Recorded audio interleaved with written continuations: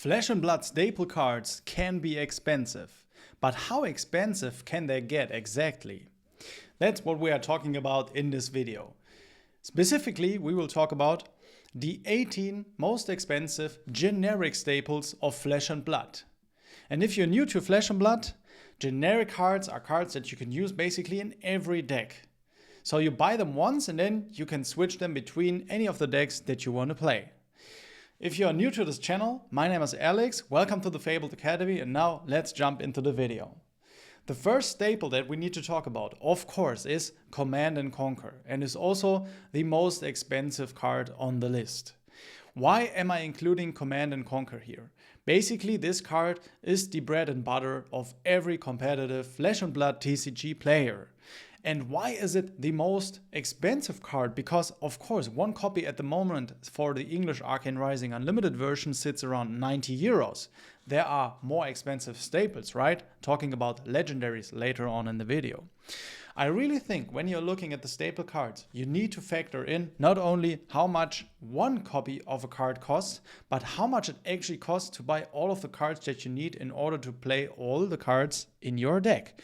And if you are looking at Command & Conquer, you basically throughout the career, if you want to call it like this, of a competitive player, 3 copies are actually needed. And so you're not only looking at 90 euros for Command & Conquer, basically you're looking at 270 euros if you're wanting to play 3 Command & Conquerors. And that will continue on with our second place here, the second most expensive Flesh and Blood staple card, Warmonger's Diplomacy. Unlike Command & Conquer, which is an attack action, Warmonger's Diplomacy is actually a generic action. It shares the 3 block value, but despite it being a blue pitch, it also costs 0 to play out. And what makes it so special, of course, is the effect. But we need to talk about the value here, right? One copy at the moment starting at 70 euros. But you are not getting a playset for that. So if we are looking at getting a playset, basically the price for English playset is sitting around 79 to 80 euros. If you count it like 80 euros, that's basically 240 euros for playset of Warmonger's Diplomacy. And actually, I made a video already about that, covering the rising cost of Flesh and Blood staples on the channel. It's a much longer video than this one, so if you want to check it out in more detail, go to the Fabled Academy. Now, there is really no card that you can switch to even for Warmonger's Diplomacy, but there are some cheaper versions out there if you don't want to spend the money on Command & Conquer. Coming to the third place though, it continues on. The Weakest Link is also a generic attack action that you need 3 copies of during the career of a Flesh and Blood competitive TCG player. I see lists running only 2 copies, but I rarely see lists only running 1. So let's count 3 copies for the cost of the video.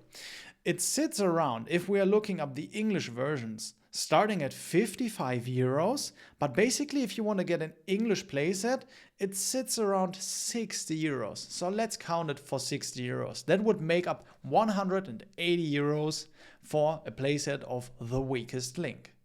Now, The Weakest Link also has a very unique effect. It shares the red pitch like Command & Conquer. It also has 3 blocks, so recurring theme here. Also has 2 costs like Command & Conquer and 6 attack as well. And we are seeing these disruption effects being so expensive in Flesh and Blood because they are so strong. And also another card, a staple for a long time, actually from the first set, Welcome to Wraith, even older than Arcane Rising's Command & Conquer, is here, of course, Enlightened Strike. And that card rose significantly in this year. Basically, if you want to get a playset, you're looking at 48 to 50 euro. So if we're counting that up, that makes about 150 euros for a playset of Enlightened Strike. And I have to say, not that many decks are running Enlightened Strike compared to Command & Conquer, that's also reflecting in the price, but there are a few meta decks that want to run Enlightened Strike pretty badly. So let's continue on. Actually, this is the first legendary equipment on the list. And like I said, if you factor in those playset values, Legendary cards are coming in at the 5th place here. Basically, if you're looking at a single copy, of course, Balance of Justice would be more expensive than Command and Conquer, but in this regards here, it is on the 5th place. And if you're looking at Balance of Justice on the Rainbow Foil side, which is the lowest tier printing of this card at the moment, and if you want to get an English copy, it's basically 145 euros. So just coming a little bit lower in like a playset of Enlightened Strike. Headpieces are a recurring theme though. I have to say, we will see a few more headpieces in this video, though the next card on the list is Fjandal's Spring Tunic. A staple from the beginning of the game, coming in with the first printing from Welcome to Wraith, all the way to its recent reprint from Bright Lights, which is a non-foil version, also available in the foreign language. But if you want to get Fjandal's Spring Tunic, this is basically the cheapest copy on the market at the moment, and if you get the English copy, it's slightly over 100 euros. Basically, if you are fine with foreign language, of course, you can get some of these cards cheaper, but we are looking at the average price of the English copy here, of course. Fair to say there are a lot of options if you don't want to run Fjandal Spring Tunic, class-specific cards, but in some cases, even for certain decks, you need to run multiple chest pieces alongside Fjandal Spring Tunic. And that is the case also for the head slot for Flesh and Blood's equipment. Crown of Providence is a card that was reprinted a few times already with its Dusk Till Dawn non-foil reprint. Actually, it is sitting at 85 euros here, starting on Card Market at the moment for the English copy. And maybe you need Balance of Justice and Crown of Providence. So if you factor that in, the head slot can get quite expensive for Flesh and Blood. But of course, that is not needed for every deck. Let's continue on with the next legendary head equipment piece, which is Crown of Dominion, which comes in next here on the list.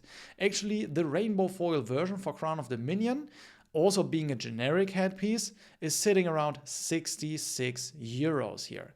You're not really needing that card that often compared to Crown of Providence and Balance of Justice, but I'm including it in the list because Crown of Dominion comes up more often throughout the game's history when looking at aggro decks. So if you want to run aggro decks, maybe Crown of Dominion is a staple you need to get. Let's continue on though with the next attack action here on the list. And this is actually the 1, 2, 3, 4, 5, 6, 7, 8, the 9th card on the list. So we are nearly halfway through the video now. 3 copies of Censure actually has gotten quite expensive during the year. When we are looking at this, even in October, this card was a 9 euro copy, and now it even sold for 24 euros. But if we are looking at the moment, it's sitting around 18 euros for the playset. It can be a good disruption card, but there are other options. You don't need Censure that often compared to Command and Conquer, of course. That's also reflecting in the price, but Censure is a rising star, I think. Also, a recurring star in the meta is Hold the Line with a similar price point like Censure, sitting at around 18 euros.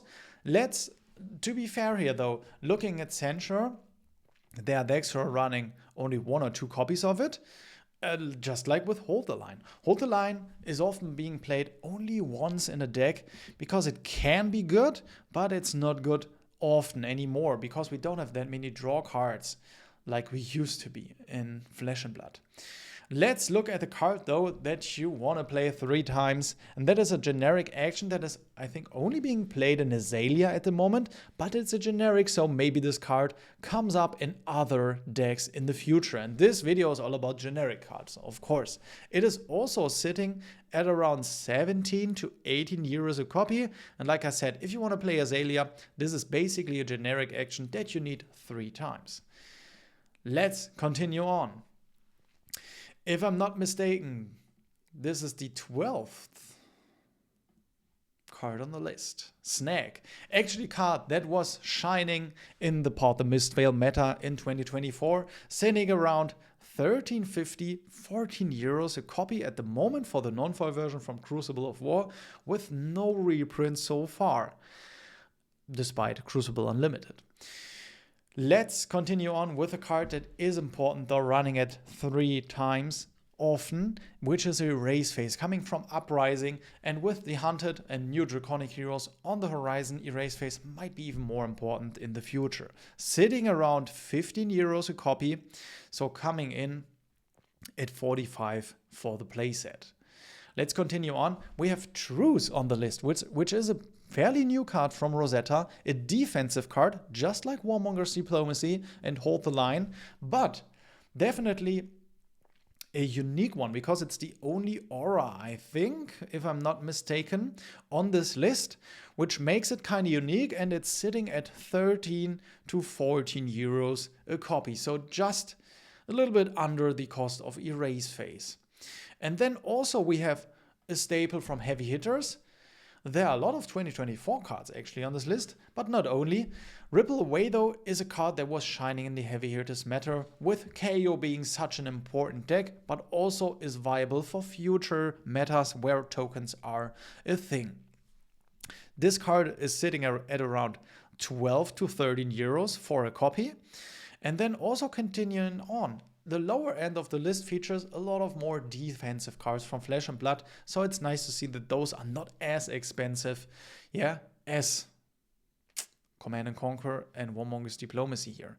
I think also it is nice that we have a few options that are not like Warmonger's Diplomacy, but also have a defensive side to it. But I'm curious to see if we see a Warmonger's Diplomacy reprint or another card that is similar to Warmonger's Diplomacy. Let's talk about this rounds on me though. It is a card that is sitting around 11 euros at the moment, so just roughly around 30 euros for the playset, and it's a card that is coming back and back into the meta when certain decks that are running wide and having smaller attacks on the chain are being used. So this rounds on me could be used even in the Hunted meta coming up. Then also there's Nourishing Emptiness, which is a card that some decks even just run one of, but it was even being utilized at 3 in certain decks like the Burn Them All Dromai build. And I'm curious to see if Nourishing Emptiness comes up in the next year again, but it's not safe to say yet, though I have to say, at around 10 to 11 euros per copy, it's getting close to the end here, to be honest, because now we are featuring the last card on the list, and it is an attack action again, a generic attack action called Amnesia, which is very good against decks that are utilizing cards being applicable to tokens, just like with Zen using Crouching Tigers. And Amnesia specifically is also a card just like a few of the others that we just looked at, who are sitting at the 10 to 11, 12 euro mark here. And I have something at the end here for you who sticked around till the end, because actually we talked about the 18 most expensive generic Flesh and Blood staples, but I want to give you something more here, because actually we are also having the Living Legend format, right? And Out of War was a staple for a long time, a generic staple in Flesh and Blood. It is not any longer for Classic Constructed, but it is a viable meta staple in Living Legend. It is sitting around 11 euros at the moment for the playset, so it's kind of nice to include that, right? It is also nice to mention one of the cards that may be a shining staple in the future, and there are a lot of people speculating on this card already. It is called Call to the Grave, a generic action with only a 2 block, so maybe they learned something from the Warmonger's Diplomacy here, but definitely a card to look out for if you want to get serious to Flesh and Blood in the future. It's sitting around excuse me, the 7 euro mark at the moment, and it basically is a Foolish Burial if you know that card from Yu-Gi-Oh! So these were all the cards here for this video. Let me know your thoughts down in the comments below. Thank you so much for checking out this video, and now if you want to see more Flesh and Blood, check out another video on the Fabled Academy.